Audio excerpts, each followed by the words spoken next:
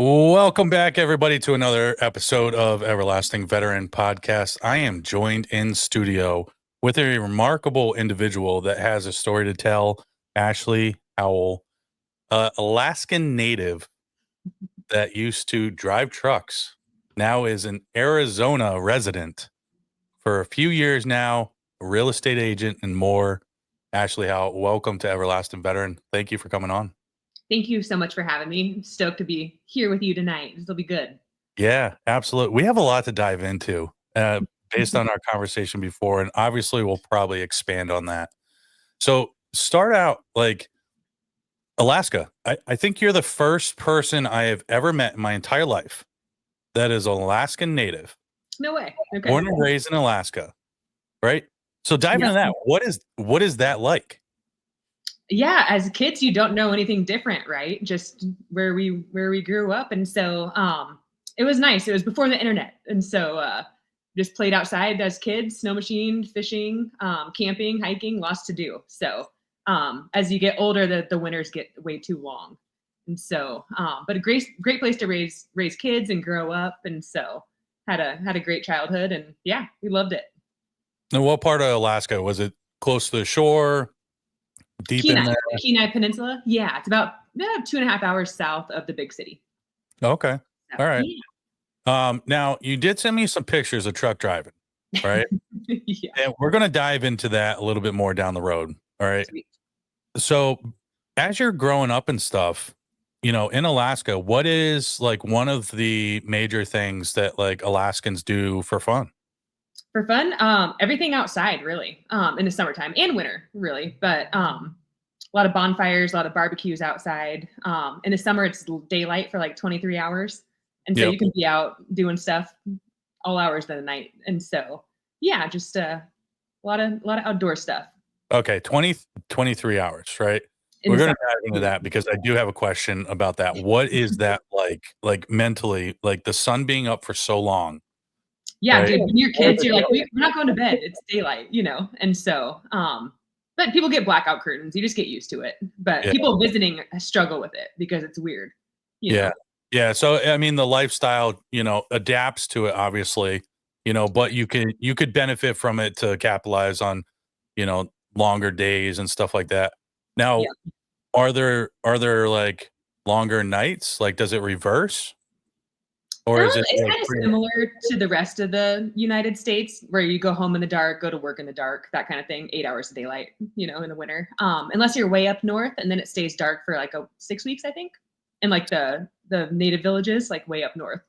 6 weeks of darkness? Something like that. Yeah, it's a good chunk of time. Holy cow. Yeah, you gotta be pretty far north.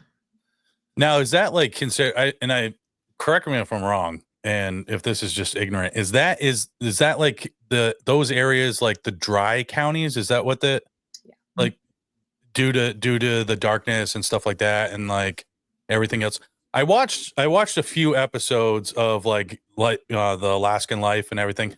Beautiful, beautiful area, absolutely beautiful. And I've seen like Gold Rush, right? Yeah. A lot of reality shows. Yeah, a lot of reality shows, the one they follow the, Alaskan troopers around and stuff like that. Obviously, those are glimpses into like the day-to-day life, the people that live there in a cinematic type of way, right? So Totally. you can't really grasp like the concept. So like when I speak about it, like it really is ignorance because I just don't know, right? Yeah, most people don't know. It's all good. Yeah. Yeah, and but it's great to like be able to talk about it like somebody that experienced it, their entire life, right? Yeah. And Yep. because how long ago was it that you moved from Alaska to Arizona? It was 6 years in November. So just Okay. a little over 6 years. I've traveled a lot growing up, and then as an adult, I can't talk today. But just this is my first move. So Okay. Gotcha. yeah. So this first move like ever. Ever. Yep. Like so you lived in the same house up until this move. No, just the same state. Jumped houses quite a bit. Yeah. I'm kidding. Yep. But there are people like that or some Yeah. people never leave, and just stay in the same house. Okay. So. But first move where it's like outside the state, completely different climate, completely different atmosphere.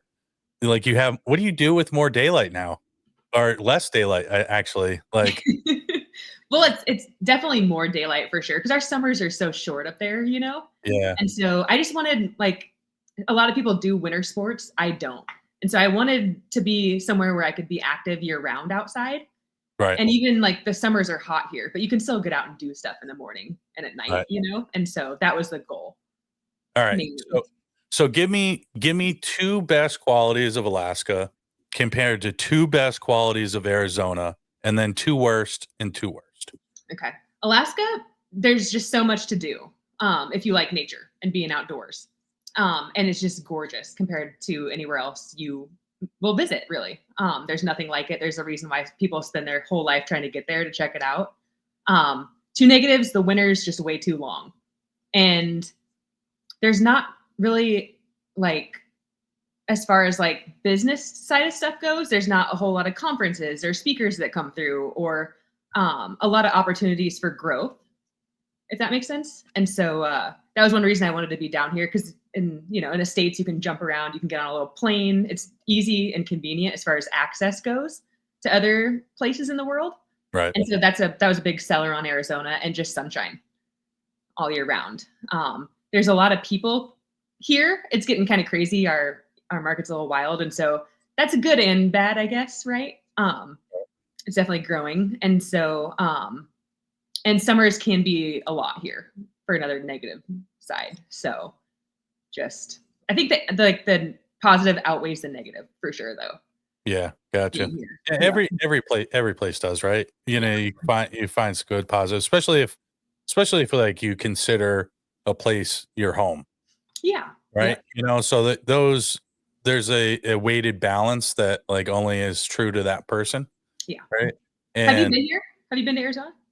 I have passed through Arizona. Okay, Yeah, I have not had a long stay, and I don't know of any really thing um, other than going to like a football game or something like that. I know some people that live in Arizona.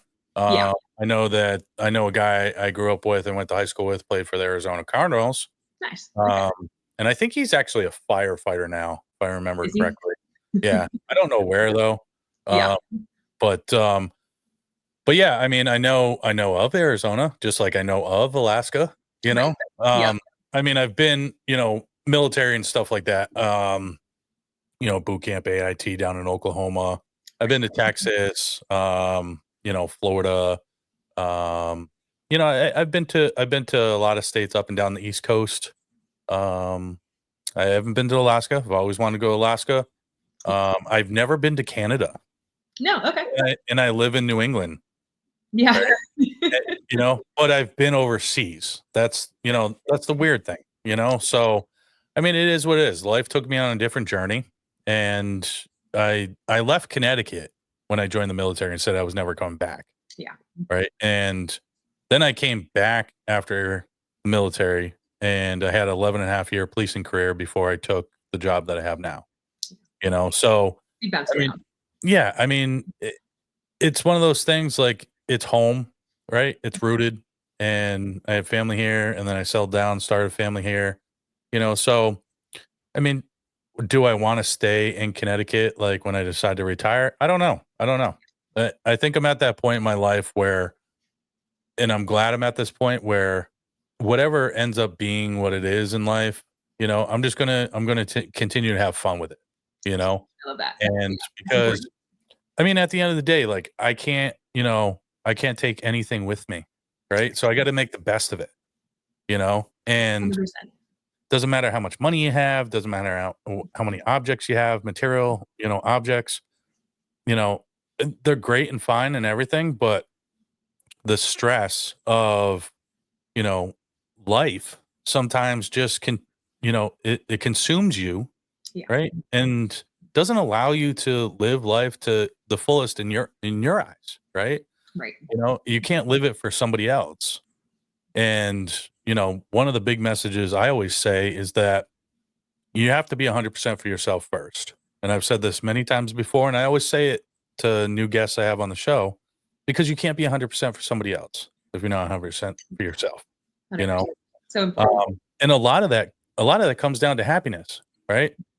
You know, how many people, you know, have we seen in this world where they're having a great life, you know, they're millionaires, they have all this money, and like they're really not that happy, Yeah. It's right? an inside job for It's sure. it's an inside job. It's Yeah. self-care, you know? Yeah.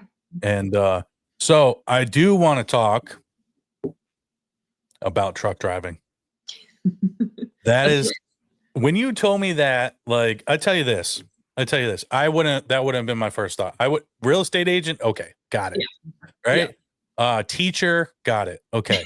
Um, you know, like some type of you know, I was kind of piecing together, you live in Alaska, maybe like you had a farm, maybe you had, you know, I could go that route. I would have never like guessed truck driver in a million years. Like that threw Yeah. me through a loop. Like There I'm was not a lot of people. Yeah. They're like, what? yeah, and it's not about how you look or anything like that. It's just that's not my first thought to be like, ask somebody or assume that they're a truck driver. Yeah. Do you know what I mean?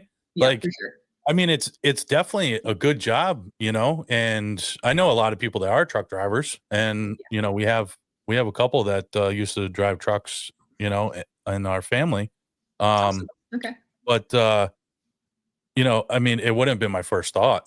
That's for sure. Yeah. So, I mean, what was Yeah. that like? Well, I mean, what was that like? Was it a daunting task when you first were like, "Okay, I'm gonna drive a truck?" Like, or was it like, "I wanna go do this?" It was scary. I've done a few different things, after high school or whatever. I did cosmetology school and then dental assisting. But just couldn't really figure out what I wanted to do really that I enjoyed doing. And so I was with a really amazing man for 13 years that owned a semi trucking company with his family. And he's like, you could do this, get ahead and figure out like what your next steps are. I was like, yeah, no, there's no way I can drive an 18 wheeler. You're out of your mind. He's like, no, dude, I'll teach you. And so he taught me how to drive them, and I got my CDL and just kind of went for it. And yeah, it was very, very scary in the beginning. Yes. Yeah, I mean, you know, I've driven some uh, big vehicles in the military, Yeah. and, You know. towed, we had funds and, towed artillery, so you got this big gun hanging off the back similar to, a trailer and stuff. And, your first thought is, whatever vehicle you drive, like, that's how you drive it at first. You know, you Yeah. don't you don't realize you have about, you know, 30, 40 feet behind you that's trailing, right? Yep. And, so my first thought was, like, what was the first time you drove a truck, right? An 18-wheeler. Yeah. Did you drive it like you were I'm just guessing. I'm not saying you drove a Honda Civic, but just for the purposes, did you drive it like a Honda Civic or did you drive it like an 18-wheeler? I've driven stick shifts with cars, thankfully, and so I kind of had an idea. But this is a whole new ball game, dude. Like Yeah. way different. Yeah. Well, Yep. there's multiple like, how many gears in the rigs that you ran? How many gears were there shift through? 13 to 18, just depending on the truck. 13, 18. We have the Some split, people nowadays can't get it into first gear, right? right? Yeah. They don't even know how to drive stick, and you're driving 13, 18 gears? Yeah. Like, Yep. that's a lot. That's a lot. It Now, was. like, when you started driving, I mean, did it become like a passion? Did you like truck driving? We had a lot of fun because it was a family affair, basically. And we got to see a lot of parts of Alaska that we normally wouldn't have gotten to see. And so we did dirt work. And so we weren't doing like the over the road stuff where they're hauling equipment and material. We were building roads and paving roads, that kind of thing, Okay. extending airport runways. And so we were on islands sometimes or way up north in these small towns. And so being able to see a lot of the state was really cool. That was awesome. But as far as like the work itself goes, not really a passion for it, I guess, in a sense. Okay. If Oh, that I makes mean, sense. it was very purposeful, though. I mean, It was. everything you described was infrastructure for what Alaska is today, Yes. Yep. right? Construction's a big part of it Yeah. today, for sure. Roads, airports, stuff. That's amazing. Yeah, I it was mean, awesome. that's a purposeful job right there in itself. I mean, accessibility for people, nowadays is a huge thing, and I mean, you should be proud of that. I mean, Thank you. you were part of that, Yeah. It was The cool. road It was yeah, cool. the roads that people drive on, the airports they come in on, Right. Like you can be like, oh, I built that. Right. You know, like Yeah. have you ever thought of it that way? I have sometimes, yeah, when you're driving in certain areas, you're like, "Oh, crazy, like, we just did this road a couple weeks ago or a couple of years ago," and so that Yeah. that was cool for sure. What? So I got to ask this: Yes. scariest moment truck driving, building roads. Obviously, some of them are probably like on the side of a mountain, maybe, Yeah, or like yeah, kinda where we were wasn't too crazy, like some of those guys way up north doing it, but there are some spots where little sketchy. We were on Kodiak Island, and so we had Kodiak. to barge everything over to extend the runway into the ocean. And Oh, so they had us working night shift, and Kodiak rains. All it does is rain over there in the winter. And so, as you know, you don't have a back mirror to look out behind you. You're using your side mirrors.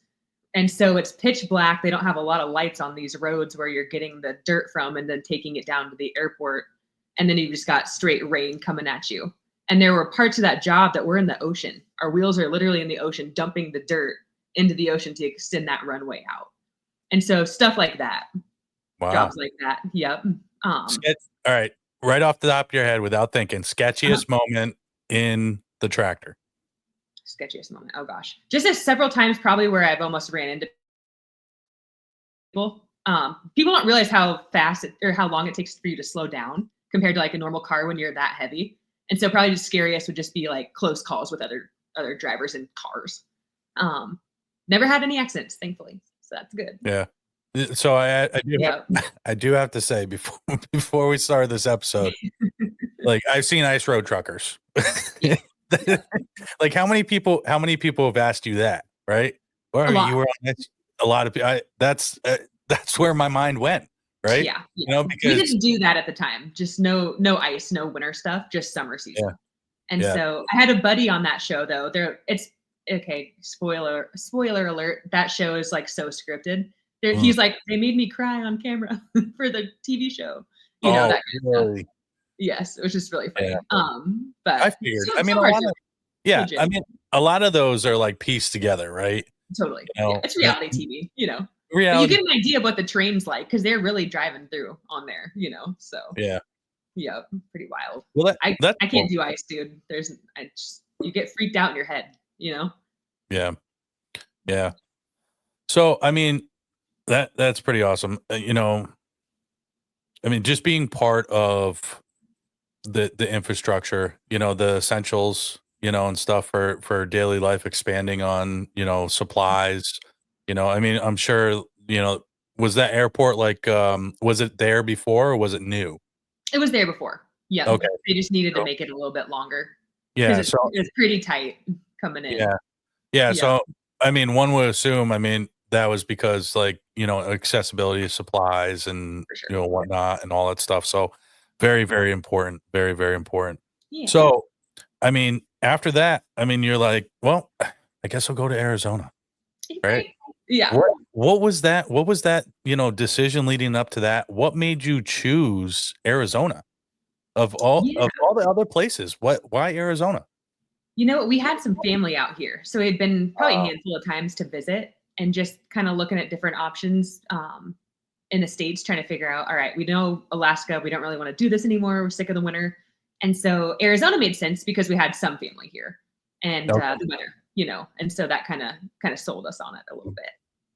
gotcha. Like, all right, Yeah, we'll try it. Because if you try something and you don't like it, you can always move again. It's not great. right. Yeah, So that yeah, that was the most reasonable answer to ever expect. Like, I wasn't expect I was expecting something else, like, I was a truck driver, and then, like, I became a ninja, and then, like, I decided to go to Arizona and teach people, ninja school stuff, but no, that's a reasonable answer. Like, that makes sense, it wasn't, on a whim or anything like that. There was a connection there, and that makes total sense, and yeah. what was that transition like for you? Challenging at first. Just it's so different. How so? We I knew I wanted to do real estate, but I knew it wasn't in Alaska. But moving to Arizona, where you don't know anyone, and trying to start over and start a different business is hard.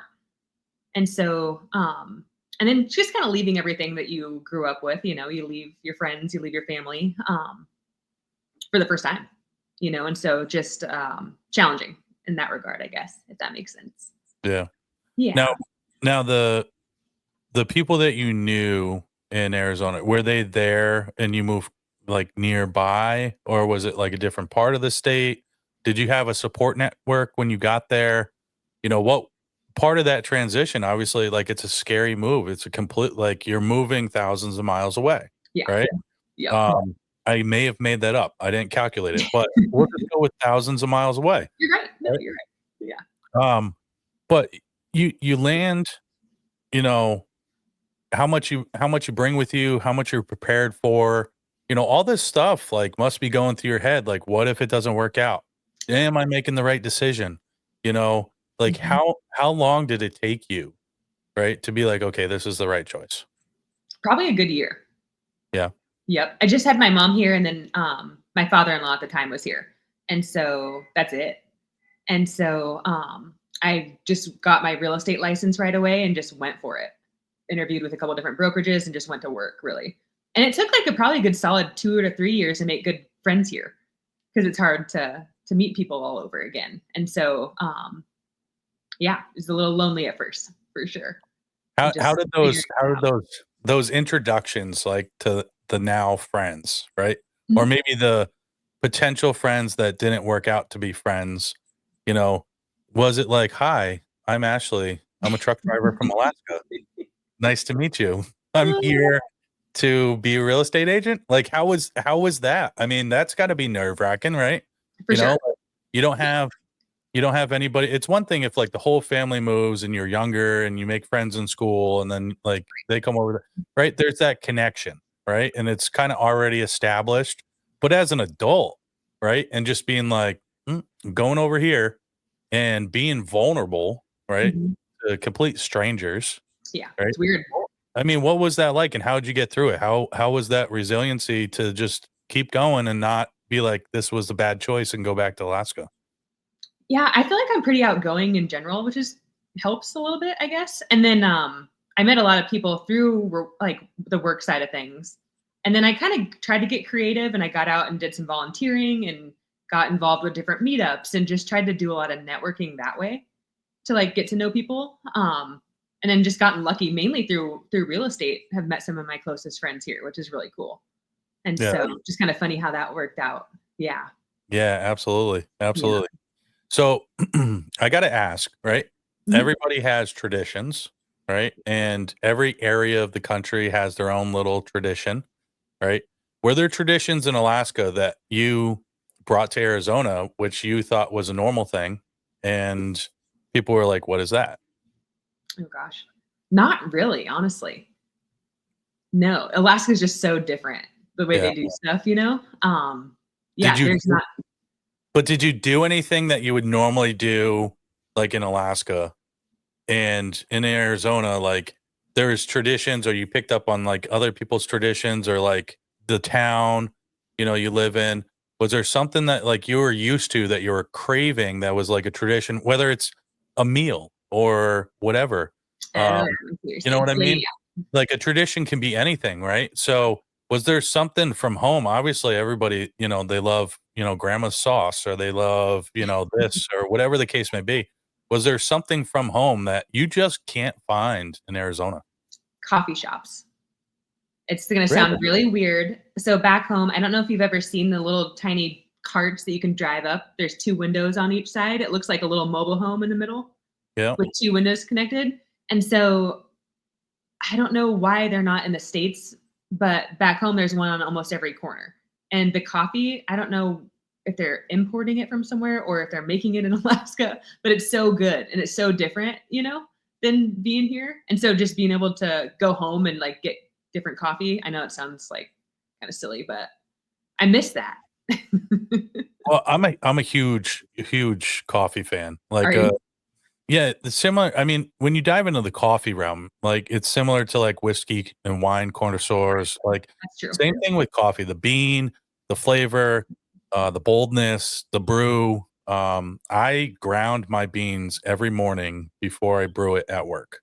Okay. and I order my coffee from Maine. Coffee Oh, by no design. way. Okay. Coffee So by you just design. make coffee at home then? Well, I have a coffee maker in my office at Okay. work.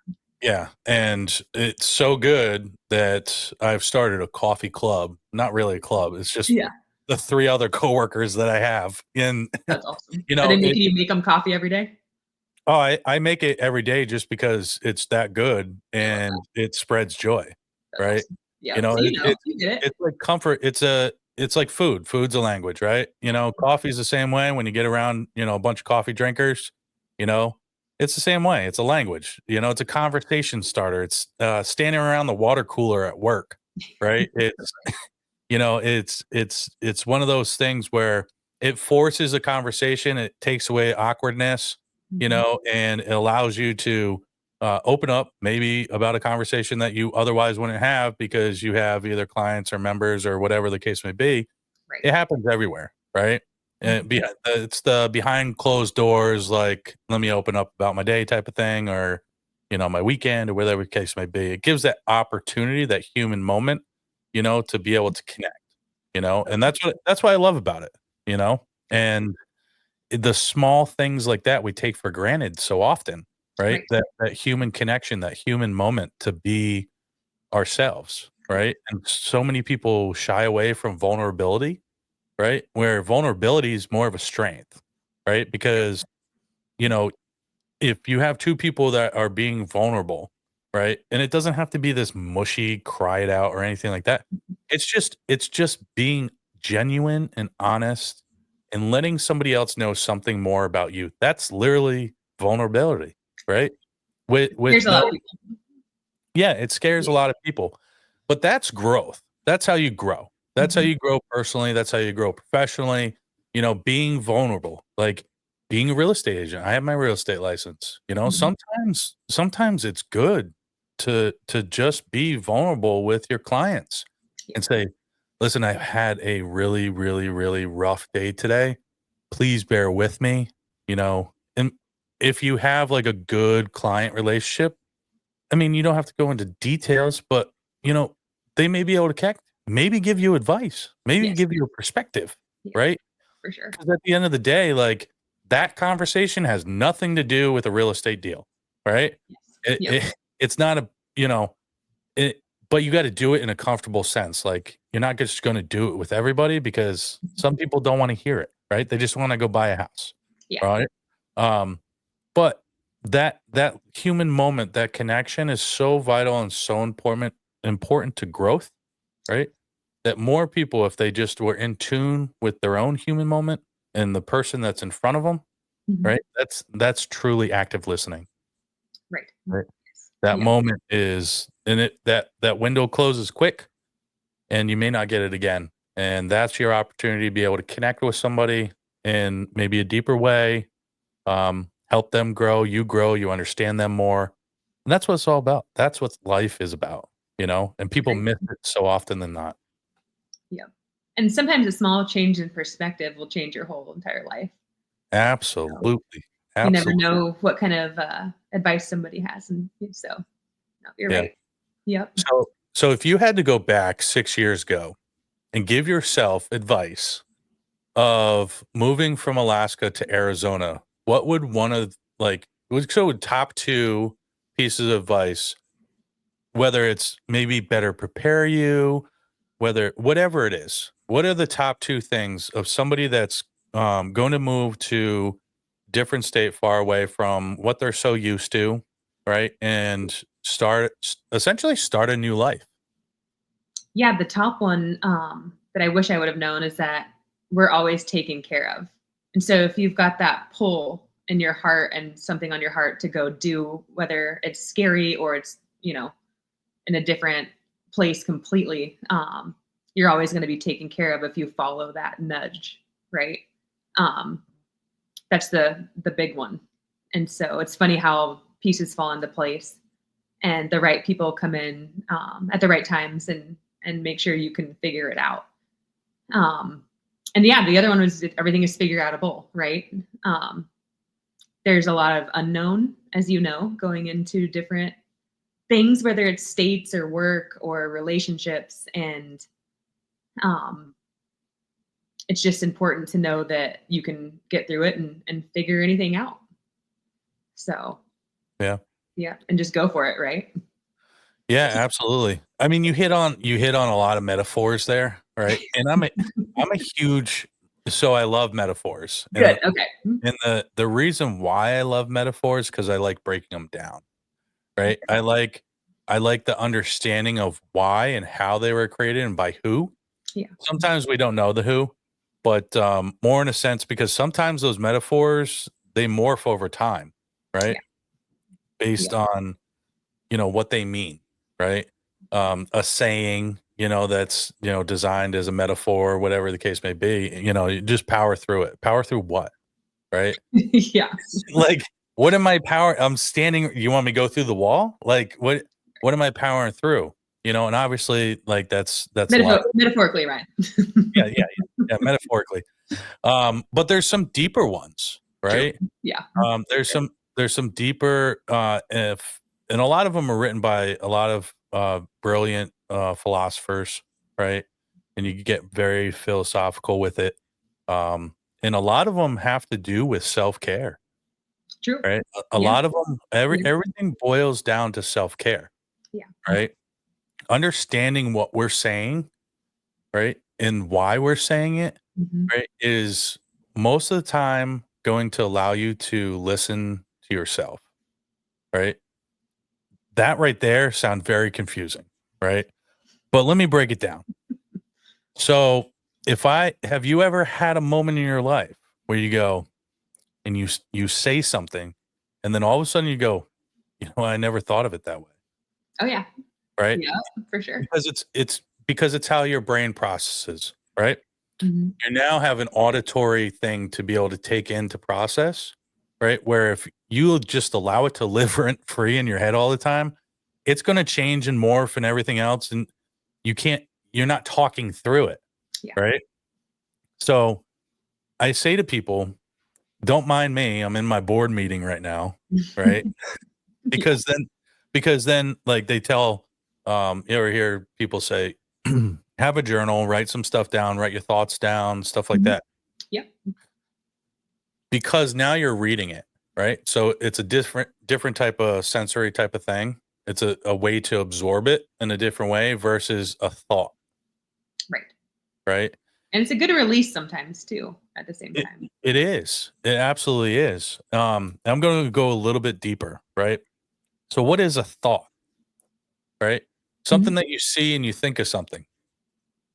Right? If you think about this, right? Our brain is in complete darkness, right? It can't see Mhm. anything, it can't hear anything, it can't speak. It only processes, right? What the other sensories smell, taste, see, feel, hear, right? It relies on the other receptors that are going into it to Right. be able to tell us our feeling, right? Mhm. And a lot of the stuff that we do is rudimentary based on feeling. We feel good about it, we're gonna do it. We feel bad about it. We may still do it, but we're still going to feel bad about it. But why? We haven't talked it out with ourselves to understand why we feel good about this, and why we feel bad about this. Right. Right? Yeah. Nope, you're right. Do you journal? Um, I would say yes, because so it's an unorthodox way. Mhm. Thoughts or processes or ideas or stuff like that come into my head and I jump into my notes in my phone, and it could be as like simple words. It could be a saying I thought of or something like that. And it's a reference tool for me, right? Smart. Yeah. I have a lot of stuff when I worked midnights as a police officer for 10 and a half years, 11 p.m. to 7 a.m. So Graveyard. I understand the darkness, right? Yes. Yes. Um, but one thing I was doing over that time is, and I was going through a lot of stuff. I was going through a lot of medical stuff, VA appointments, all this other stuff.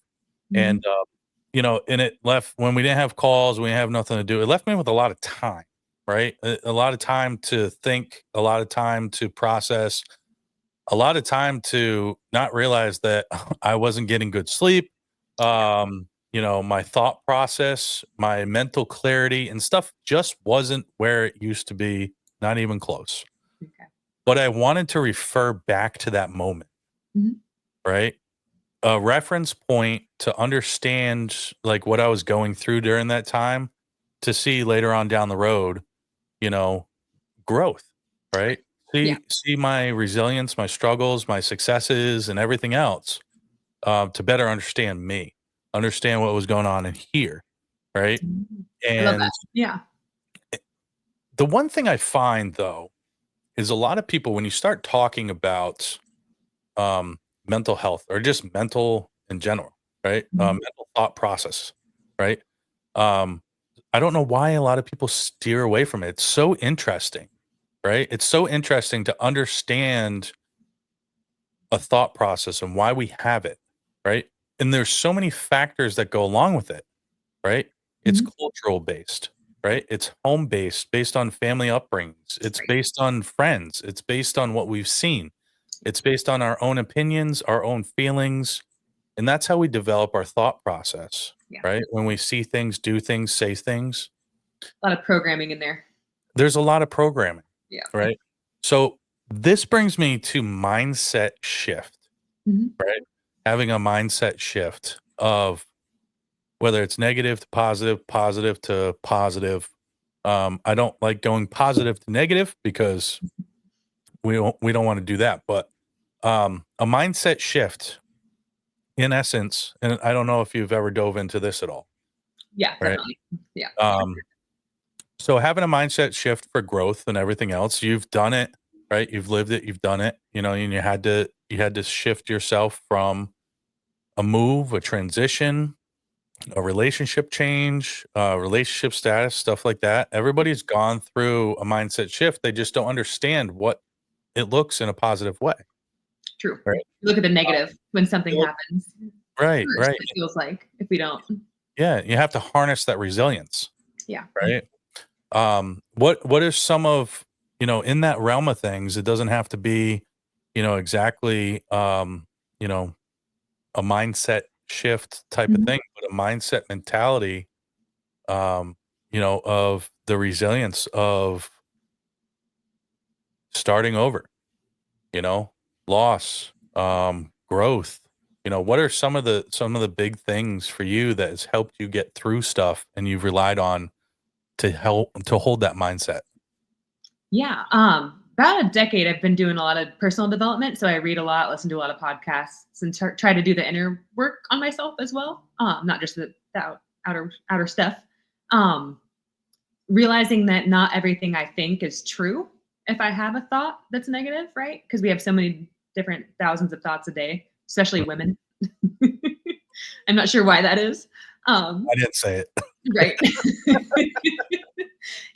And so yeah, just realizing, okay, I don't have to believe everything I think. And then going through the hard part, trying to reframe everything that happens to you as happening for you. There's a lesson in it if you are willing to be patient and get quiet and learn that side of things. Everything truly is happening for us, right? And so whether it's loss or a relationship ending or a client decides they don't want to work with you anymore, what is that trying to teach me in this moment? Because Right. there's a bigger reason for it, I've learned. If Yeah. that makes sense. Yeah. It totally does, and there's a few key takeaways from listening to, is quiet, right? Yeah. A lot. That silence, Yeah. if you don't know how to handle it, it's very awkward, Mhm. right? Especially in conversation, right? And anybody that watches this episode, listens to it, go up and talk to somebody, like, have, like, a conversation, and then just stop talking, and don't say anything until they ask you what's wrong with you, right? Because silence is awkward, right? We as humans, especially people that are, outgoing, right? Mhm. And even if you're, introvert, extrovert, it doesn't matter. Even introverts, um, the silence, it's just human nature, right? We have to have music going. We have to have, something to have that stimulus, right? Mhm. And we struggle a lot of times, right, of being comfortable in that silence, right? That silence is a great opportunity, right, to be able to listen to yourself, Yeah. gain knowledge, right, of what's going on with you. Maybe sitting in silence, like, I don't know if you do breathing exercises or anything like that, but, doing breathing exercises and really like, you know, finding out what's going on with you, and that breathing exercise 100% helps, calm and everything. And that silence becomes a little bit easier, right? And Mhm. then, and then that's where I don't know if you meditate, I don't do yoga. I'm not very Come flexible. on, Ryan. I tried it once, right? My Yeah. wife set it up. I came back from Afghanistan. We had a spa day. Um, Yoga was on the menu, and it was me and about like 10 other females. And I'm doing this angry cat, downward dog, and sleeping child poses and all this other stuff. And it's like, good job, ladies, good job. And I'm like, and guy, you know, and Yeah. I'm the type of guy, you put me in a yoga class, like that downward dog, I'm making a cat noise, like Yeah. I'm that Making guy. jokes. Yeah. Well, Yep. she did it again for my birthday this past November, right? And facial was on the schedule now. And I'm like, here we go with something else that I don't do. Mask goes on, and my first instinct is soon because you keep your eyes closed, everything. Mhm. First instinct, right? Could you guess what my first instinct? Think mask. What's my first Jim instinct? Carrey. Close. That would have been a good one. That Okay. would have been good. I'm Batman.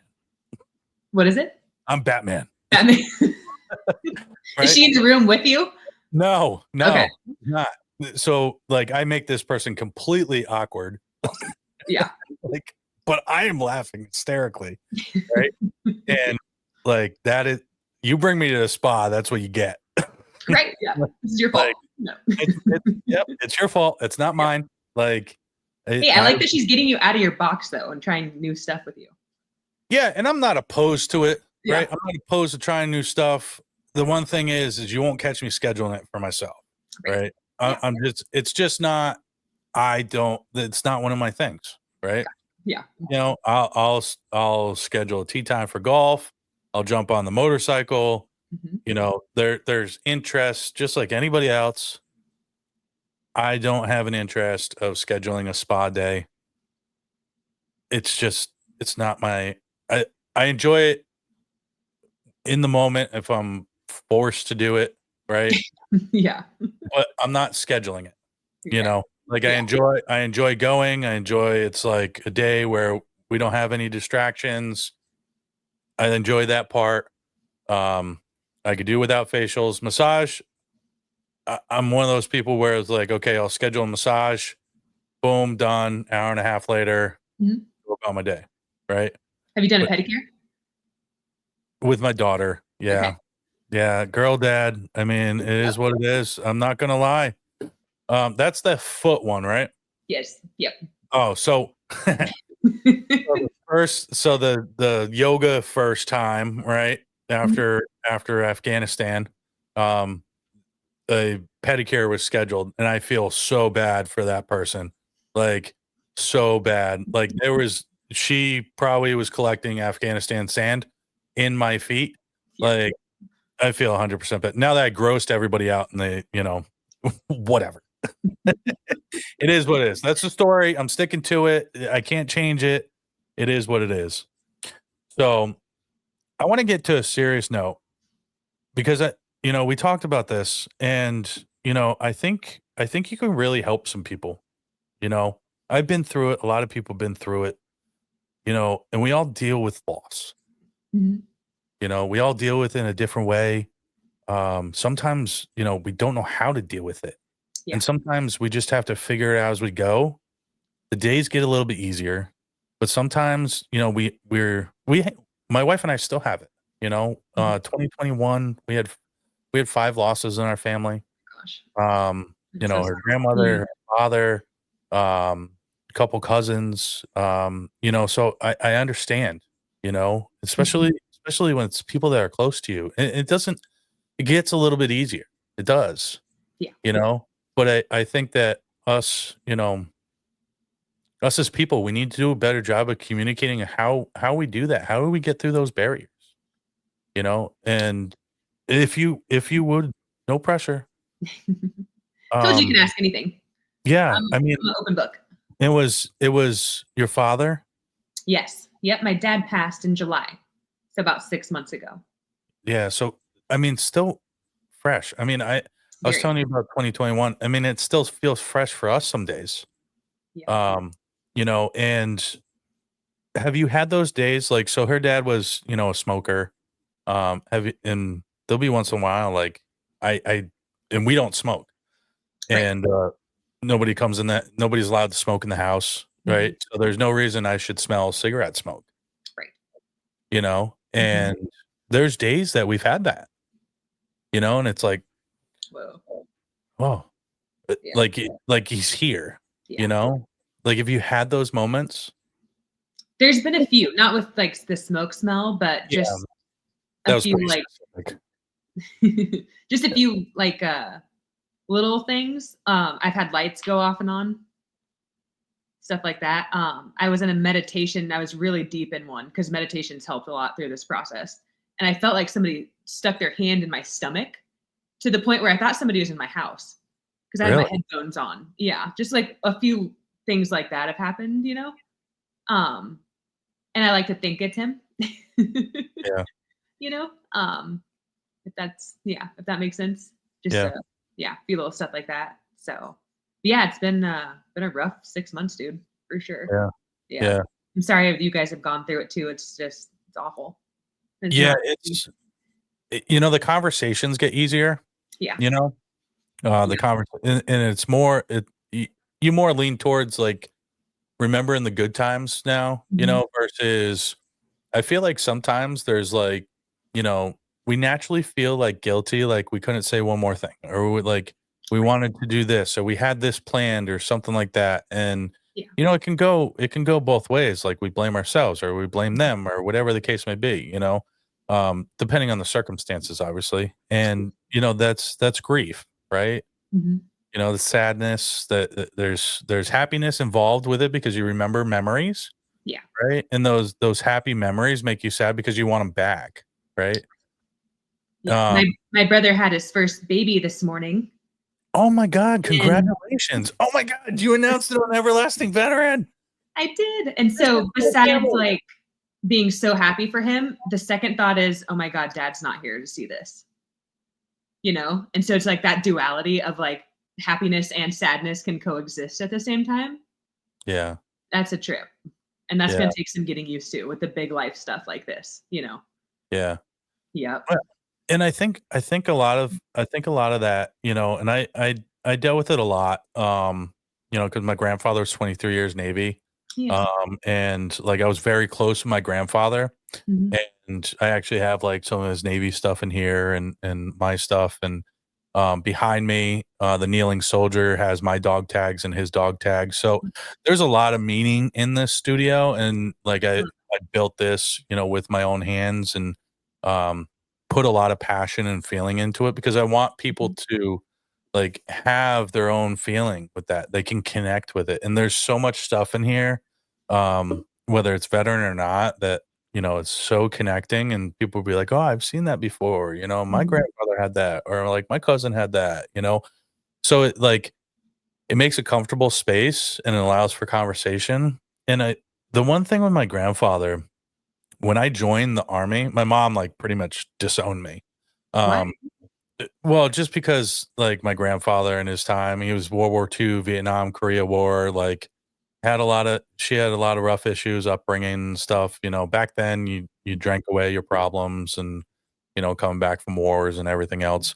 I knew him as a sober man, Okay. right? I was Yeah. born and he never had alcohol ever, Well, right? I was his first grandkid. Um, he had a CB radio in his Bronco. I awesome. would I had a call sign, so that was like my first introduction at like 4 or 5 years old of having call signs, which Mhm. then in turn went into the military, right? and you have your own call signs. And but when I joined the military, right? He told me, he's like, "This is the proudest moment in my life for you." Yeah. Right? Because, like, he dedicated his life to build his family a life, through the military, right?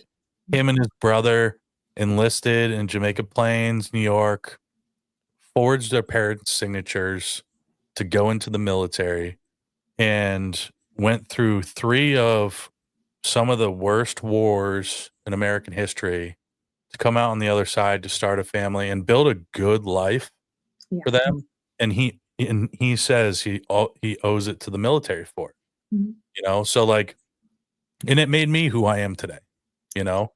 And Thank you, by the way, for your service, dude. Seriously. oh, I appreciate it. Yeah. But, like, my stepdad, Marines, Army, my dad, Army, my grandfather, Navy, my uncle, he was Navy, so it's almost everybody around me was in the military, Yeah. right? So it's I mean, I originally did and this was like early 2000s. So like still the push to like, you have to go to college first or you never amount to anything, Yeah. like Yeah. was still going on. And, I made a choice myself, right? At Mhm. a mere 19 years old to say, I'm going in the military. Like, no, like didn't ask anybody else. Like that was like my thing. Like, Yeah.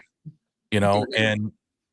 and like, leading up to that and everything, like, so and my mom and my relationship are significantly better. Good.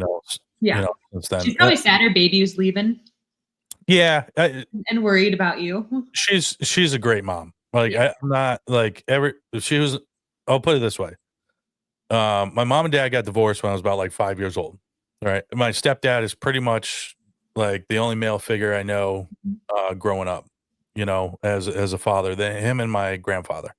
Um, and you know, I remember my brother and sister are too young, but I remember a mother raising 3 kids by herself as a receptionist, starting in a law firm, working her way up to senior paralegal and everything else, and closing these big deals and and I think that's why, like, I got into business and real estate. Mhm. She was on the legal side, right? So I was, like, understanding. So, like I said, it's one of those things where, like, if it's in your environment, in your house and stuff, it builds who you are Yeah. without you even realizing it sometimes, you Yeah. know? For And I sure. wish I listened, a little bit more to myself, Mhm. right? When I wanted to, right? Versus waiting sometimes. And that's just the message for is like listen to your gut, listen to your heart, listen to what you think is best for you and your trajectory, Yeah. you Your know? body knows. You know. Yeah. Yep. But yeah, I mean, it's such a difficult thing to go through sometimes, a loss of really anybody that's close to you, right? It doesn't even a friend, has the same impact, right? And, especially if it's a really close friend and like you guys see each other all the time, at least once a week, um, and what was your dad's originally from Alaska too? California. California. Yep. Okay. He So was on a drilling rig in the oil field since he was Oh, 18, and so that's why they stayed there. Yep. okay. Big oil Gotcha. field family. So yeah. Oh, Yeah. nice, nice. Yeah.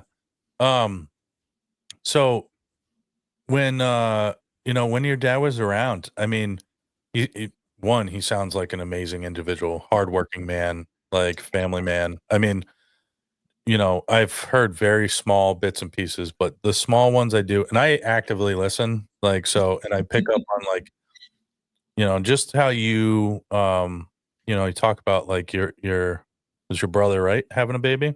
Yeah. Yep. Yeah, your brother having a baby, and obviously, you wish he was there.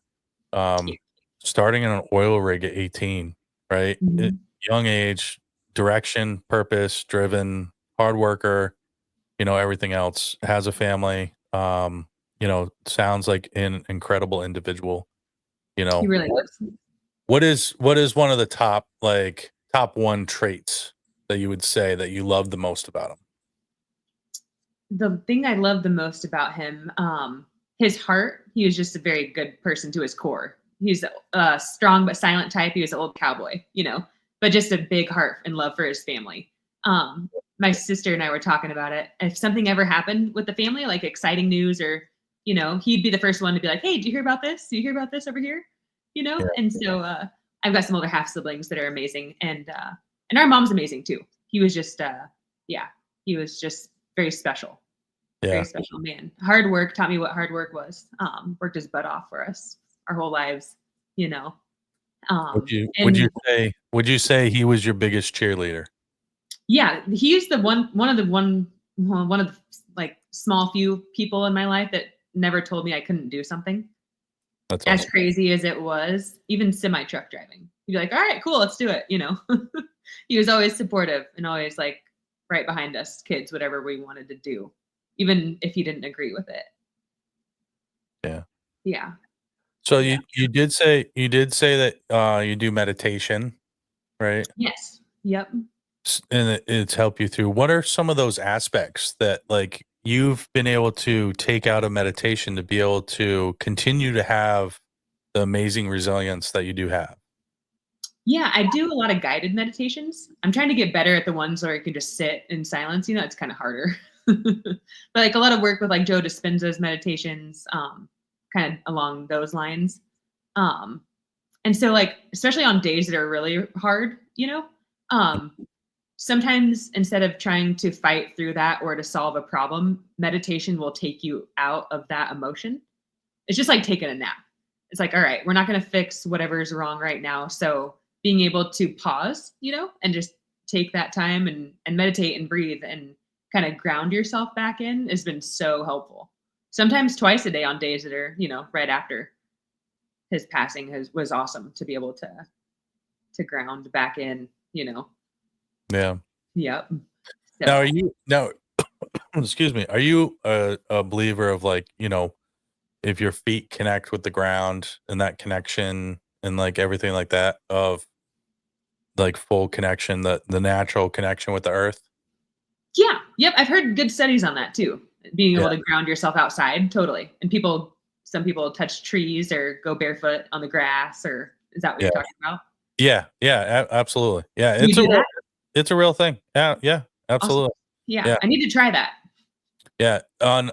I started last year. I would lay in the grass, like facing the sun, Mhm. because they say turn to light, right? And immerse yourself in it, Right. right? Yeah. Um, and I'm not a huge biblical like dive in, but everybody has to have a belief, right? Right. Higher power type of thing. I'm more in like the spiritual side of things. Same. You know, Yeah. but, there's a lot of good that comes from that, right? And Mhm. not just in a metaphorical sense, right? Mhm. There's so much good that comes from it, and it allows you to take that pause. It allows you to slow life down, Yeah. you know? Take the moment for what it is and allow you to process. That's one of the big things, right? Mhm. Giving yourself time to process, Right. right? And, I mean, have you found yourself sometimes going, "Ashley, slow down. I gotta process this. Let me think about it," you know? Like Yep. that that's what I'm talking about, And how do so on the tough days, right? On the tough Mhm. days where you just, you wanna be like, "I need to go and do this so, I can hit a hard reset and then I'll address it," but you just can't, right? Because you're in doing something, you're with a client, you're in studies, you're doing a mortgage thing or you're doing a deal, whatever the case may be. Mhm. What is some of the techniques, right? Because we all go through it. Like we just want to run and escape, right? Yes. We want to run and escape that emotion because we Mhm. want to ground ourselves because we know that's going to help us. But we can't because life is taking over. Yeah. How do you get through that and get onto the other side through that barrier? Gratitude's been a big one. I know that that word's tossed around a lot, but it's true. Um, Thinking about everything that you have in your life going well and just bringing yourself back to that headspace. Because it's hard, especially when you're spiraling and you have stuff you have to do, but you don't have any energy or desire to. Yeah, gratitude's been a big part of that for sure. Yeah. Yeah. So I do have, and there's some people that look at me like I am freaking crazy when I say this. I have this method. Yeah. I did not make it up, right? If I did, I'd be probably the coolest person ever. But I have this thing. It's called Control Alt Delete. Have you ever heard of it? No. What is it? Control yourself, alter your mindset, and delete the negativity. Okay. And How do you use it? So controlling yourself has to do with an emotional, mental sense and everything else, right? You have to control your mind space. You have to control what's in front of you. You have to control only what you can control, right? The variables that you can control, because that's how you gain control for yourself. You can't control others. You can't control the noise. You can't control other variables that you don't have control over. So you focus on controlling yourself. You control. Okay. And then what you're speaking of is altering your mindset, right? You're starting to not think negative. You're bringing those positive thoughts, right? And you're altering your mindset, and you can use it in a small sense, in a brief moment or over time, right? And you alter your mindset, right? You do that mindset shift. You have a more positive mindset, and then you start to delete the negativity, right? You don't necessarily maybe forget about it, because you have to understand where you've come from to where you want to go. Right. But in that moment, or for what the trajectory you want to be on for your life in a more positive way, you have to delete it. Right. And the hard choices sometimes is people. Right. Yeah. And that, and you can apply Control Alt Delete to so many different aspects in your life, but it really starts with you and only you. Right. True. You can only control you. You can only alter your mindset, and you can only delete what's negative to your life. And that's where you get the Control Alt Delete. Okay. I love that. I'm going to try that. Yeah. I tell you, IT guys hate me for saying it, because they're like, no, Control Alt Delete on a computer. I'm like, you're just, you're out here, man. Like, it's a quick reminder, right? Of that mindset shift. Right. It's a method to use in many methods, right? Where it's easy to remember, right? Where somebody says something to you, it may be somebody you may not even know, right?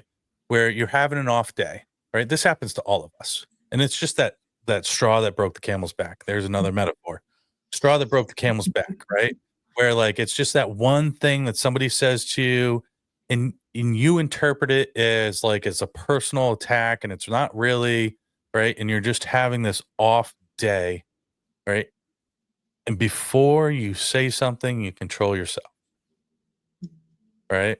Control that emotion. Control from you wigging out on the person that maybe they deserve it, right? But what good does it do? Doesn't do any good for you, right? So you already guys have a bad day. yeah. Or maybe it came out wrong, right? True. How many times have you said something, or I've said something, or anybody said something that you're like, wow, that sounded really, really bad. Real bad. I apologize. Like that, I sound like an a-hole. Like, my bad. Like, but that's where it can be applied too, right? Just start making sense a little bit, and it's just one of those things I picked up along the way to easily remember a quick 3-step process to bring you back to center, right? That balance, right? And it's just a quick 3-step process, instead of being like, breathe, do this and do this and do this. No, I'm just going to Control Alt Delete, right? And it can just be a straight mental dump for, that 3-second period in your life, and like allows you to move on, to be able to continue the day. And then you can address it later, right? How you're feeling about it, right? You're controlling yourself in the moment. You're controlling yourself afterwards. You're altering your thought process, your mindset to that event or that day, and you're telling yourself, you know what? I don't need that. Right. It's not good for me. It's negative, right? And it could be a person, a place, or a thing, Mhm. right? And it's very, very simple. And once you start applying it, you're going to be like, wow, Ryan's a genius. No, I'm just kidding. The I, texting really works.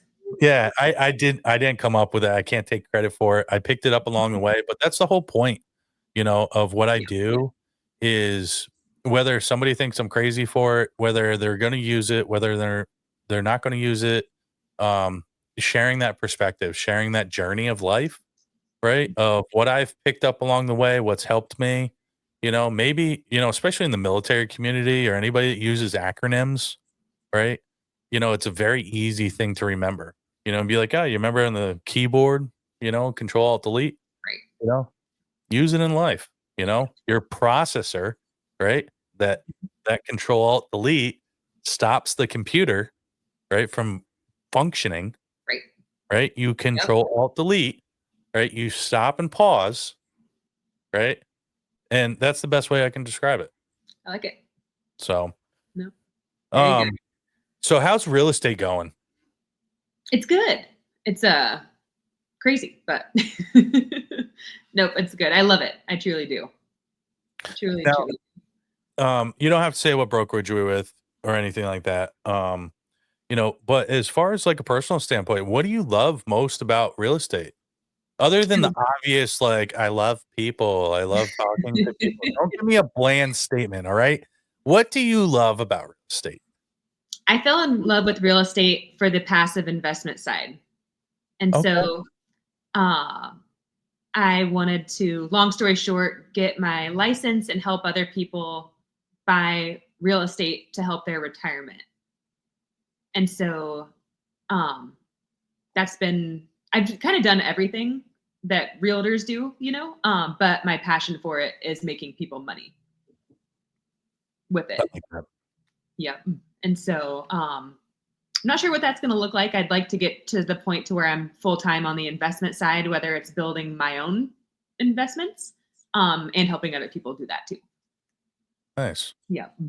So I have to say, you are a very strong independent entrepreneur and we're businesswoman. trying. Thank you. Yeah. I appreciate you. No, yeah. I mean, you know, just the things you told me from, and we joke about, truck driver to real estate, whatever. No, Mhm. it showcases the strong independent woman that you are, right? Thank And you. it showcases like how like you're not afraid to do anything. Yeah. And that's something like you really like, and if you already do it, good, but if you're not doing it, should be celebrating, Thank right? you. Because Life's there's so short, it's just yeah, gotta yeah, be gotta try stuff and be afraid to suck at it, right? yeah. I mean, the most successful people fail, right? More than they even talk about, Yeah. right? Because there's Mm. so many failures that it becomes just part of it, Yeah. right? And that's life, Yeah. right? You have to fail to know how to succeed, right? And that is the most cliche thing I've ever heard myself say or anybody else say, but it's so freaking true, You and right? your metaphors today. Oh, and the metaphors. I love the metaphors. I've tried to create a sentence of metaphors, right? Yeah. And it is absolutely hilarious when you try to start putting them together. Did I'm serious. Try it sometime you want it to make sense when you were putting them together? yeah, I wanted to Okay. try yeah, it's Yeah, like yeah. actually a sentence of like metaphors, don't step off the edge or I mean, it's so hilarious. Like when you actually try to make them make sense together, Right. right? You can do it. I'm not going to give it away. There is one sentence that you go, "Oh my god!"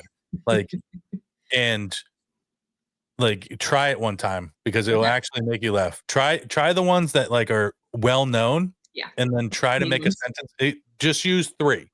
It Okay. doesn't make and it doesn't make sense after that. Just use three metaphors in a row, right? And try to Yeah. make a sentence of it where it actually makes sense. And then you're gonna be like, "What am I doing? Like, what like, who came up with these?" Yeah. Like, you know what I mean? Yep. I don't Okay. know. I'll give it a shot. I'll It's give one it of a go. those weird things that I do that makes me laugh because I'll look up metaphors because the well-known ones and new ones and stuff like that, ones that we use all the time, Right. right? And try to understand because I've started taking like a more deeper dive into the mental health realm and everything Mhm. else. And that's really where the root of it, where it comes from. And then I don't know, one day I was just, I don't know, goofing off and I was like, let me try to make a sentence out of these, Oh you my know? gosh. Yeah. And it's a fun game. It's a Okay. fun game. I'll give it a shot. It's one of those things, like, I'm gonna say it just because it is funny, is this is how home card games or board games are invented, right? If Yeah. you the book, the box of metaphors, right? Of a game to play with like your friends that come over, and you Right. have to like create a sentence given the metaphors, with the metaphors, Dude, but you could create a game yourself and just sell that. I know. I just gave the $1,000,000 You idea did. away. So You screwed yeah, it all up, didn't you know, you? chop chop that out of the episode. That's how my mind works sometimes. Yeah. It is what it is. And that's how I enjoy life because I don't know. I find it fun, right? Yeah. And there's a select few that side of my life find it fun. When I come Mhm. up with these weird ideas, because I Be connect. monetizing that. Oh, yeah, it is what it is. I am who I am. I can't change it, I Mhm. can. That's another thing too. I just thought about that. I am who I am. I can't change it. But yet we strive for growth and success, which which in turn means we have to change. Right. Are you writing that down right now? Oh, I totally right. Awesome. Yeah, Good. yeah.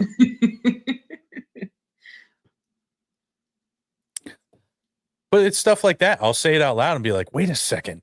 You know what I mean? Like, how Mhm. many times have you stopped and like actually thought about stuff like that? A few. Yeah, for sure. You know? Like, Yep. that's when you start diving deeper into, like, a thought process, which is I love it. I absolutely love it, and Mhm. it allows me to, like, understand, like, I'll stop saying something like that. I'm gonna stop saying that. I am who I am, like, I'm not gonna change. Yeah. Like, that is some BS. Like, I wanna change. I wanna grow. I wanna do better. Our Which words are very powerful. You gotta be yeah, very careful.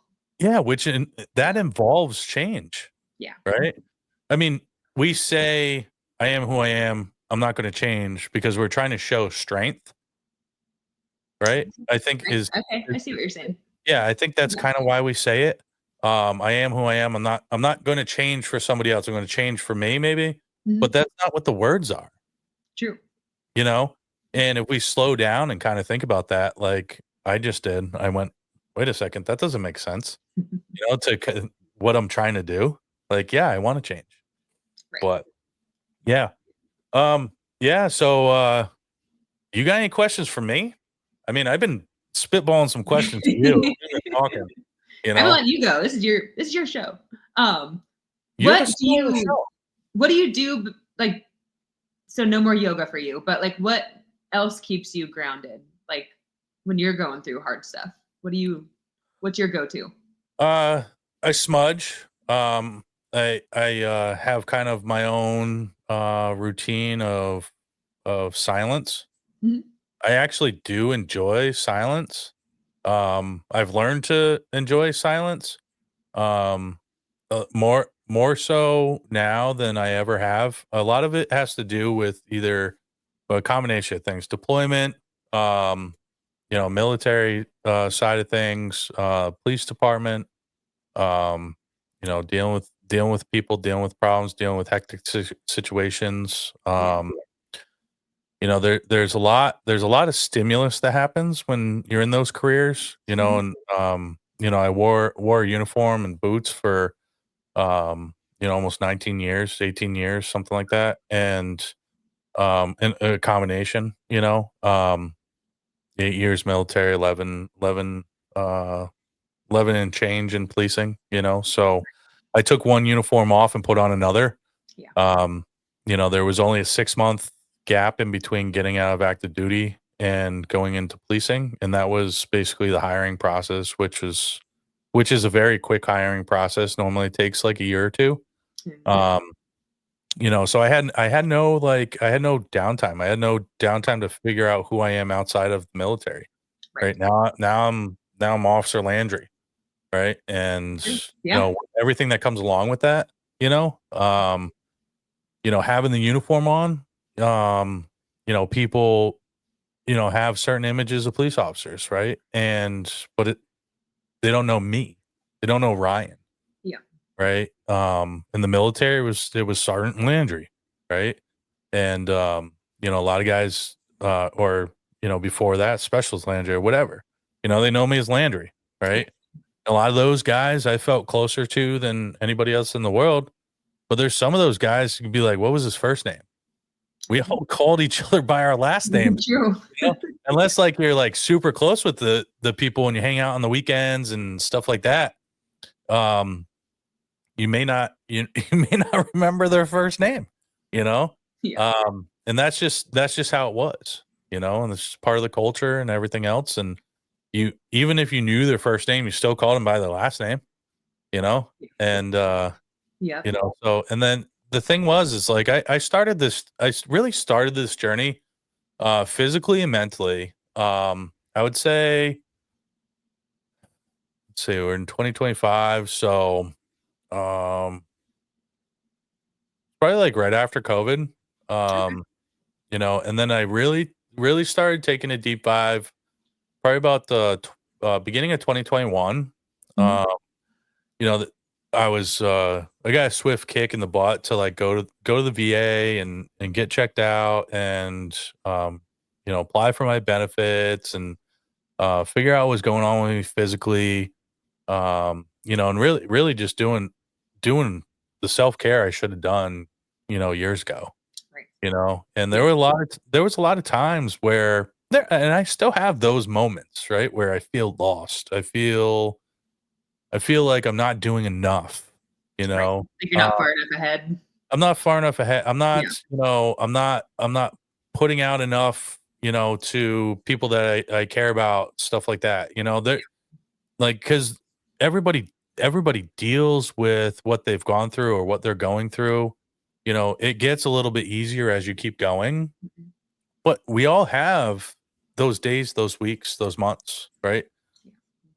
What it comes down to is like managing it, a little bit better where it only becomes a portion, of your day, right? And you can quickly turn it into a positive, or a portion of your week and you turn it into a positive. Um, Instead of spiraling for yeah, yeah. I mean, days. there was a lot of times, especially, I mean, working nights naturally, right? Yeah. Um, It's it- hard. It's so lack of hard on your body. sleep apnea, insomnia, hallucinations. I finally got like a sleep study done a couple years ago. I stopped breathing like 47 and a half times an hour, you know, Ooh. immediate CPAP,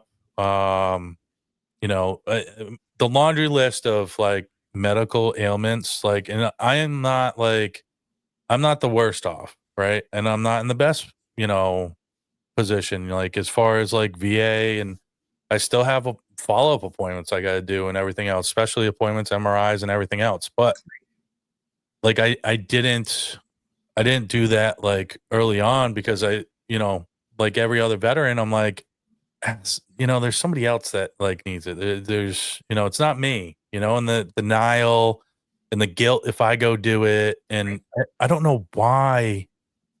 I don't know why, like, it was a pride thing, I think, Mhm. like, Yeah. you're so groomed, especially for war and everything else, like, you know, here's Tylenol, drink water, right? And that was the thing, like, don't talk about it, you're good, suck it up, drive on, power through it. All these small little things are like, built this stigma, right? You Where guys are taught to not complain and just suck it up and go, yeah, deal with yeah, it as yeah, men too, and in general. So yeah. It's so true, and it's one of those things where I'm like, "You know what? I mean, I'm not getting, like, nothing's working. Like, what are the variables, right? What Mhm. are the variables? And then, like, some of the stuff too is like the job I was in.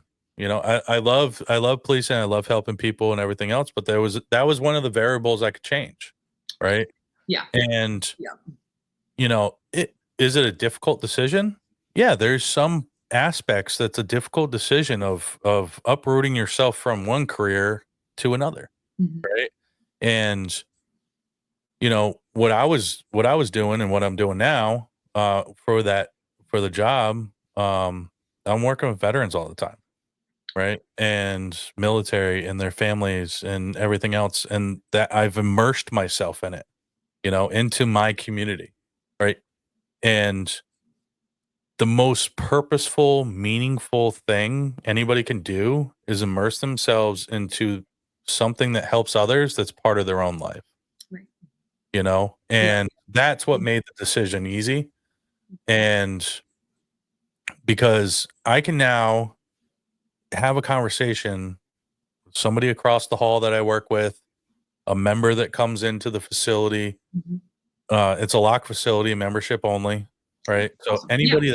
anybody that's in there, military member, active duty guard, reserve, veteran, or immediate family member, right? So you're going to walk into somebody that can relate to you, True.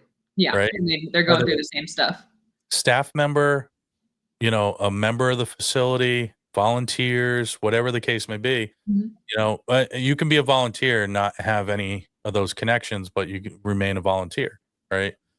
But there's a certain level of empathy, just as people, Right. right? And having an understanding and perspective. And that's why, like, when I told you, like, hey, everlasting veteran, like, it's not just veterans, Yeah. right? Because that perspective gained from somebody else can be anybody, Right. you Yeah. know, Yeah. and strengths, struggles, successes, and failures, Mhm. and all that encompassing is the great part of being vulnerable, Yes. Yeah. right? And you think you're on an island sometimes, but everybody's going through it on some level.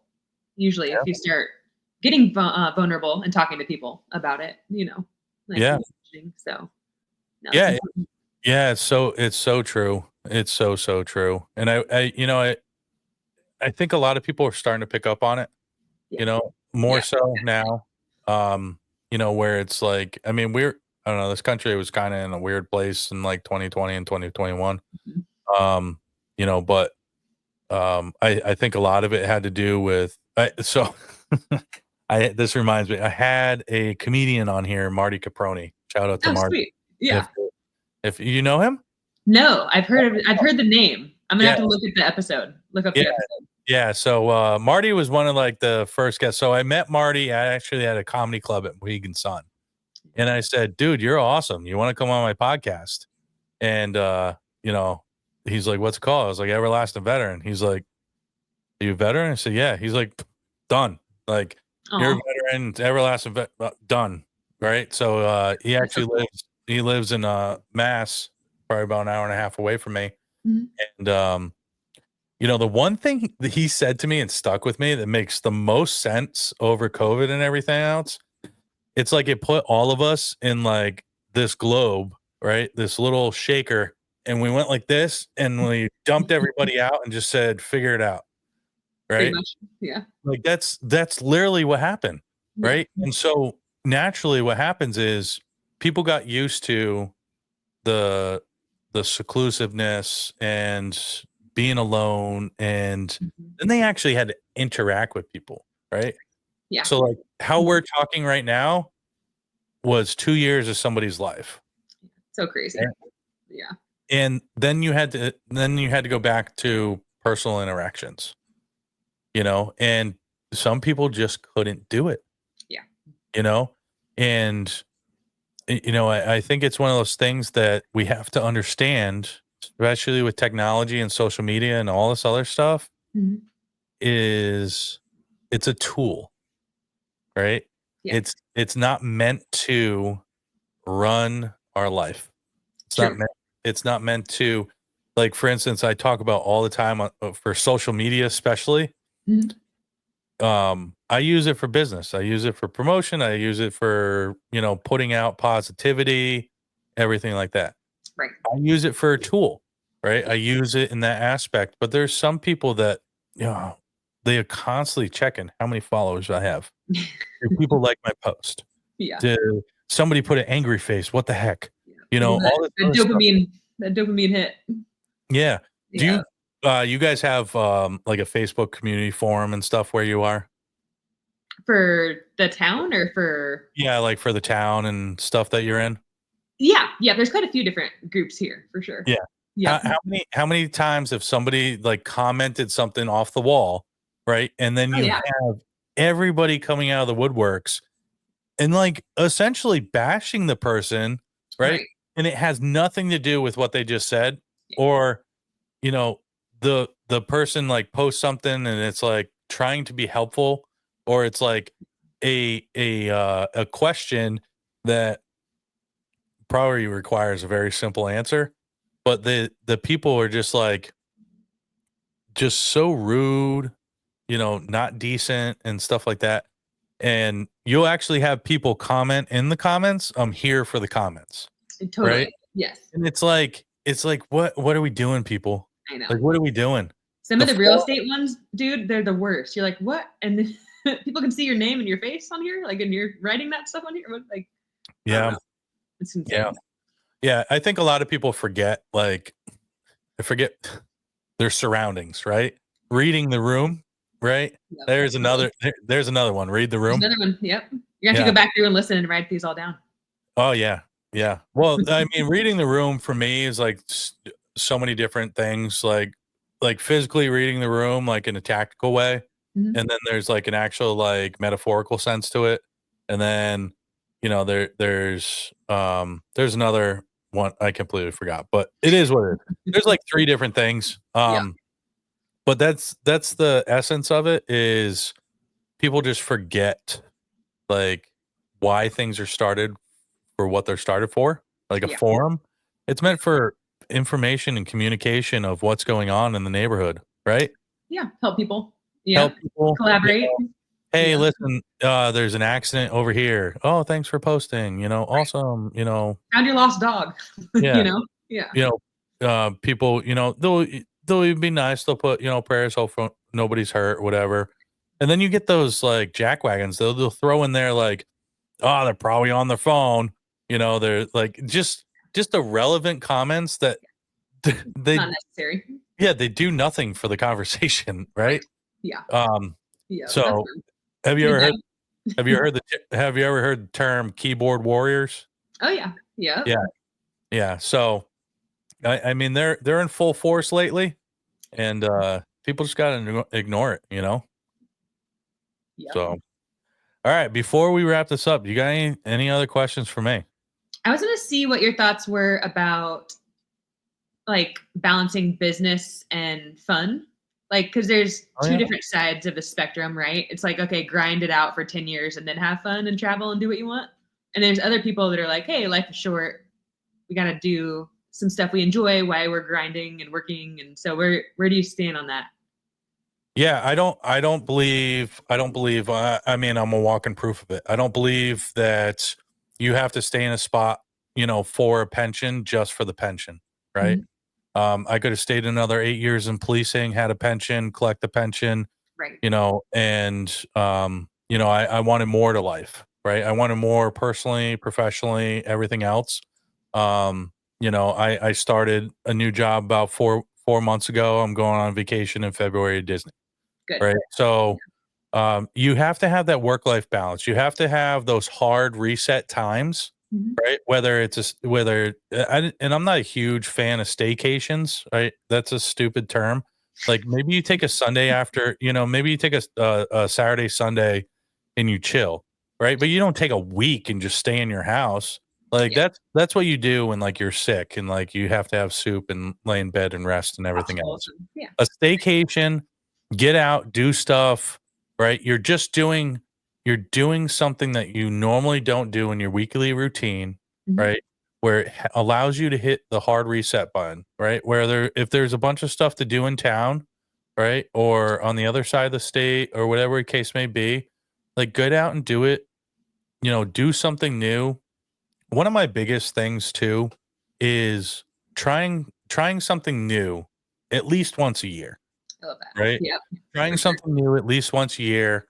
I know some people they try doing a different place to eat if they like going out to eat, right? They do a Mhm. different place to eat every single weekend, right? And they do it within like a 3-hour radius, you know? Oh, that's smart. And Yeah. so Check out. they'll check out something, and they make time for it, right? Mhm. That's the biggest thing is you have to build it, especially in a busy schedule, right? Where you're career driven, right? Right. You're entrepreneur focused, right? I built this 500 square foot studio in 3.5 months, ground up, Yeah. right? And I was working midnights at the time, right? So when I was done, what did you think I did? You stayed in there a lot. Right? Used I it. Yep. Hung I out. didn't go on Did vacation, some filming. right? Right. Episode 1 in the new studio, right? I did episodes before this, but first episode in the studio was the following week. I moved in. I was moving stuff in, furniture and everything else on Christmas Day, Oh my gosh. Yeah. Just all right? excited. Yeah. I Yeah, would be all too. excited, Yep. everything else. But I was doing something I loved doing, True. Mhm. right? I Yeah. was doing something that I was passionate about. I was doing so that's one of the big differences, right? When you're doing something that you love, you're passionate about, Mhm. it's not work, True. Yeah. right? It Yeah. when you start seeing it as work and it's just to pay the bills, right? To keep the lights on and everything else, it's work, right? But when you're doing something you're passionate about, you're connecting with people, whether it's real estate, and I have my real estate license, it's in referral status, just my transition and everything else going on. Um, I love the connection with people, right? Yeah. It's probably something I won't continue to do for the rest of my life, but it's something that I wanted to do, right? Something I Mhm. wanted to strive for, see, do it. I did it, without being like, "Hey, you got your license? Hey, you got your I just did it. I'm like, "Hey, I wanna go get my real estate license." Yeah. Right? And Yep. I signed up for the classes, and my wife's like, "Why?" I'm like, "'Cause I want it." Like, Yep. but I have that drive in me to go, I want something more. I wanna learn more, like, and it's a personal growth thing, right? Yeah. And there's a professional growth side to it too, but it Mhm. started out as a personal growth. And that if you always start with it's a personal growth, right? Because you gotta do it for you first. Right. Right? Not because the lights have to maybe you gotta take a job to hold down the fort. But at the end of the day, when you really are starting to deep dive into personal and professional growth, Mhm. especially professional growth, it has to start with you first. You have to want it for yourself, not 100%. for any other reason other than that you wanna do it and you're gonna see where it goes, you know? And if it's something you're passionate about, right, then it just Mhm. becomes part of your daily activities. Right? Just like going and Just playing normal golf. life. Yeah. Just Yep. like going and playing golf, just like people that love to surf, just like whatever. It just becomes part of your daily activities. It just becomes part of the schedule.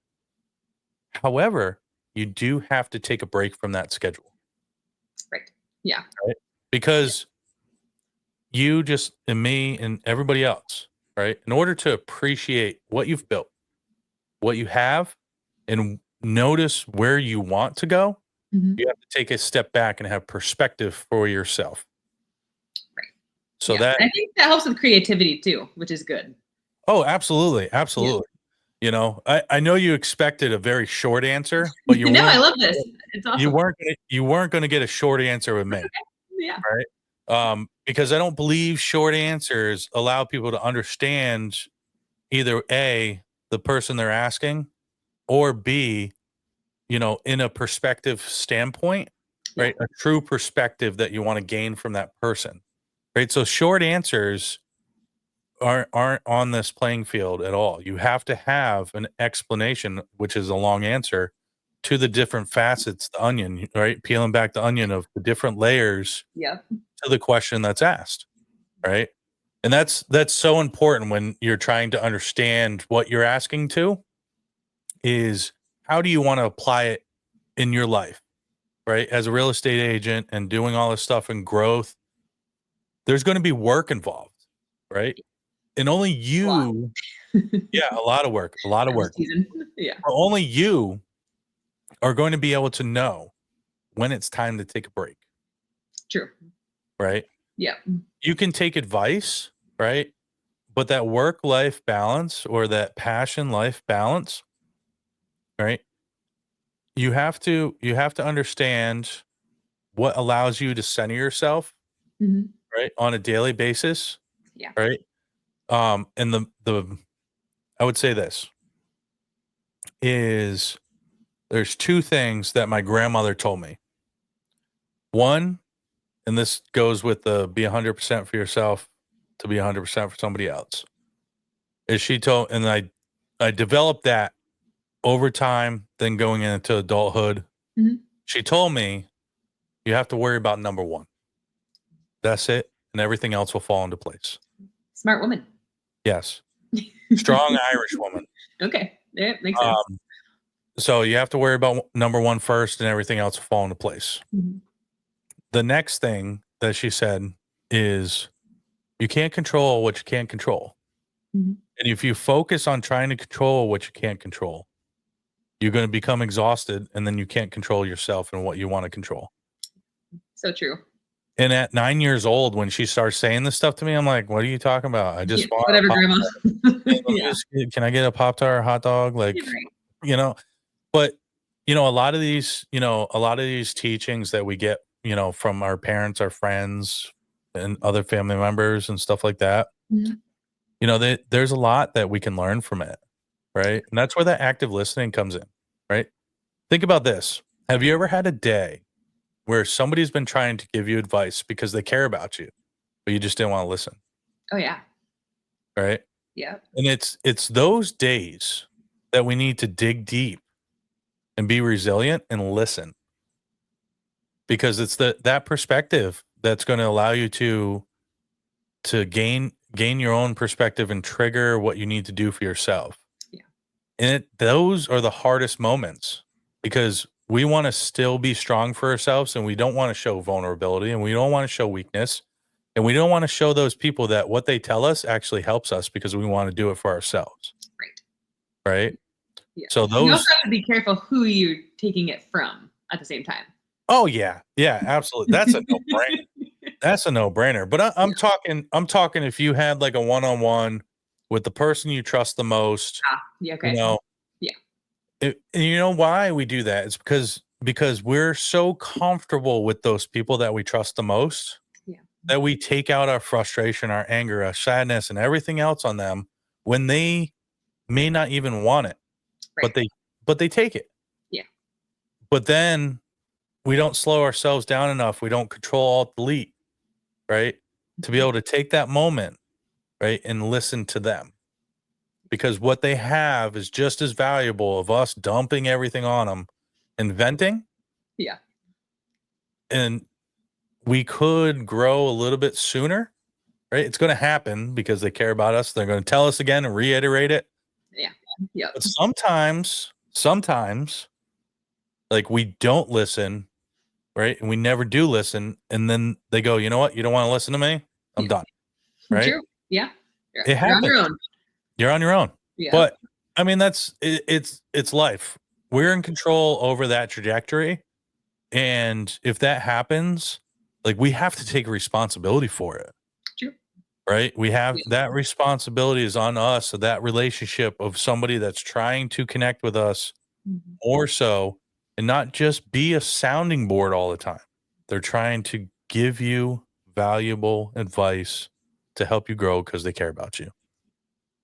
You can lead a So, horse to water, Ryan. but you can't make them drink. You can teach a man to fish. Right. Or give a man a fish. Yeah. You give a man a fish. So And many metaphors. I'm gonna try your game. oh, I'm telling you, you're gonna have fun with it. Okay. I've told a couple people this, and like they've come back and they went, we played this full blown game with my family, Oh my gosh. and it was absolutely hilarious. Yeah. That's So awesome. it's a freaking good time, especially if you get like-minded people in the same room Mhm. and, people just start spouting off metaphors, Yeah. and then the creativeness starts going, and then, like, here's the other thing too is, so if you write a bunch of them down, Mhm. right, and you hand them out, right, and everybody has, like, their own few metaphors, Yeah. like, say everybody gets 3, they have to pick, like, what piggybacks off the metaphor before them, Okay. and All then right. you try to create a sentence out of it and see if you can make it, like, one that makes the most sense, and then you write that down. Okay. So the one So, that makes the most sense, whoever got that last sentence gets the point. yeah, you can split into, like, 2 teams, Okay. and then, and then figure it out, but it is fun doing, like, kinda round robin, everybody gets 3 metaphors, and then it's kinda like completing the sentence type of thing, Right. where, like, I ran, and then you say, like, down the road, and then somebody says something else, and you're continuing that story, right? But you're Right. doing it with metaphors, Okay. and it makes it so funny because it's not gonna make sense sometimes, Yeah. and you're like, "What?" But you You got have to to. make this, dude. You got to make a game and sell it. Yeah. But you gotta For real. establish the ground rules so everybody understands the assignment, right? Mhm. And then everybody will start having some fun with it. Awesome. So, Nope. I'm gonna but try yeah. Well, I appreciate your time. I appreciate you coming on. I would love to have you on anytime. So, it. please hit me up. And we'll do some more episodes and everything. And if you think of something that you feel you can bring perspective and knowledge to somebody else's life, please shoot me a message and we'll jump on and do another episode. Sounds good. I appreciate you having me. Thank you so much for your time. Yeah, absolutely. I'll That talk was to you fun. soon. Sounds good, bud. Everybody, that's another episode of Everlasting Veteran Podcast. Please go to YouTube, Facebook, Instagram, all the socials, like, follow, comment down below. And we will be putting some photos and video montage together of Ashley's journey through trucking.